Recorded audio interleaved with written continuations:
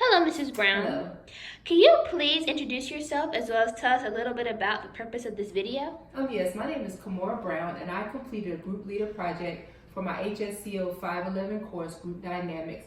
I completed it on August the 27th, 2019 at 7 o'clock p.m. It included 10 members of my church, ranging in age from 20 to 70, and it was approximately 90 minutes long. I ended up with a co-leader, and the purpose was for individuals to come together, and we talked about boundaries in their lives, problems and issues that they had, and also ways for them to try and solve those issues and to overcome it.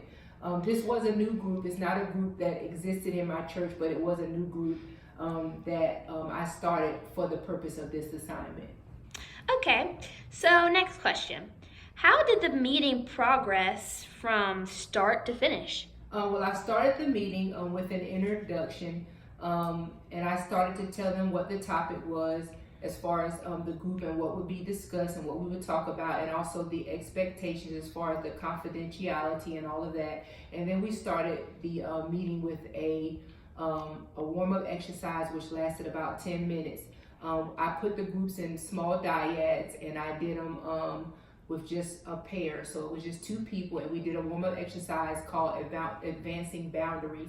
And what they did was they got in pairs. I had a person that was an A and one was a B. And what I did, when I would say go, then B would walk towards A, and when A felt like B was walking too close, they would put out their hand and they would say stop. We did this twice so that each member would get a chance to experience a person possibly crossing their boundaries. When we finished, they talked about it, and we had a conversation about it.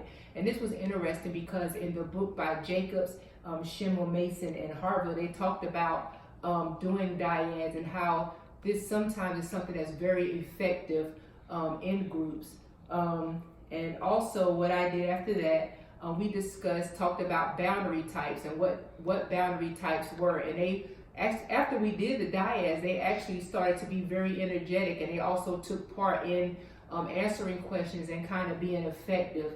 We also, after we went into that, we discussed what happens when we don't set boundaries. We talked about that for another 10 minutes, and they were able to talk about if they didn't set boundaries, things that happened in their lives, how it affected them. And then we also went on to talk about their roles and ways that they could set boundaries in their lives for about 15 minutes. And then learning how to free their yes and how to free their no, and things that they can do, and how it doesn't mean that they're a bad person if they don't do that. Then we went on and we talked about how they can establish and develop healthy boundaries in their lives. And then after that, we went into a closing. The group dynamic in the group was that the members felt pretty comfortable in the group and the support environment. There were some that were quiet overall, and they didn't have a lot to say. But I felt like the therapeutic force, a lot of them, they felt like they could be very talkative in the group, and they felt like that they could even talk with the other members in the group. Also, I think also making the clarity, also them understanding the clarity and purpose within the group, and trying to help them to stay focused from the beginning all the way through the end was something that was very important. We also utilized rounds within the group where I asked members what was important as far as their roles in when it regards to boundaries, and they were able to, each person had to name a different role and how they felt that role that they played was important in regards to their boundaries, and they would give that answer in either a word or a phrase. And Forsyth talked about group dynamics. He talked about something called performance processes. And he explained how it's not only about productivity, but also about social motivation and working in teams, because this is something they have to do also when they are within the work environment. So that also was something that was important when we were talking about and when we were in this group process. All right, okay. So next question. How would you assess yourself as a group leader?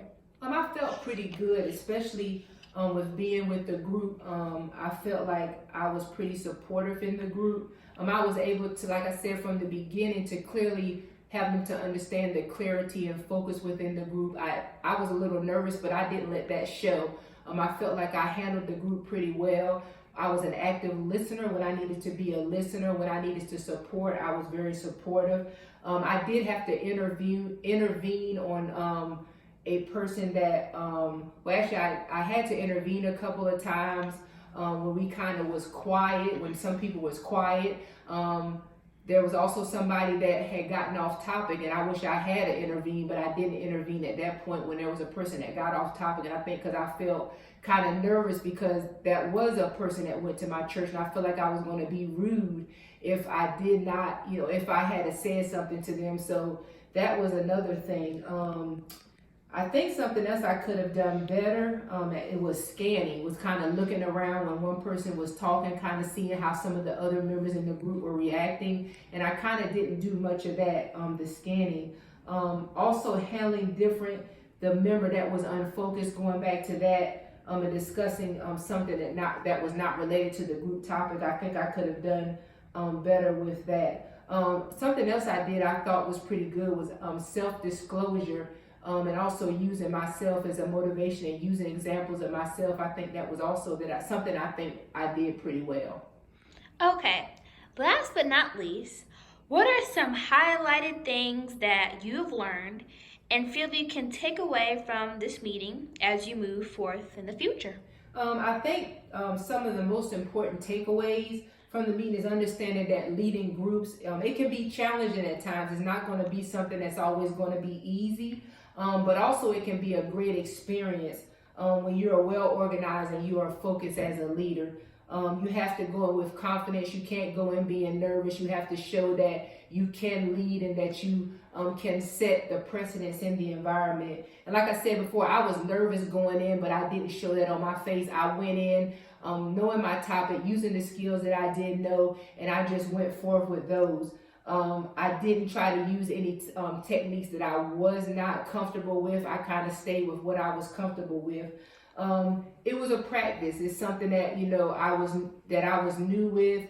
It was something, it helped me to get started in being able to know how to actually lead a group like this. It enhanced me in preparing myself for those that even were being quiet, learning how in the future I need to learn how to pull those people in and learn how I can pull in those people that are being quiet. And this has been a great starter for me, I feel like. I think if there was one great thought that I could use, not only for myself, but for other people that are getting into this field or having even been a leader in the group, is an anonymous quote that one time I saw on a classroom board, and that is, there's no limitation except the one that you put on yourself. All right, thank you, Mrs. Brown, for your time and your awesome explanation. Thank you so much.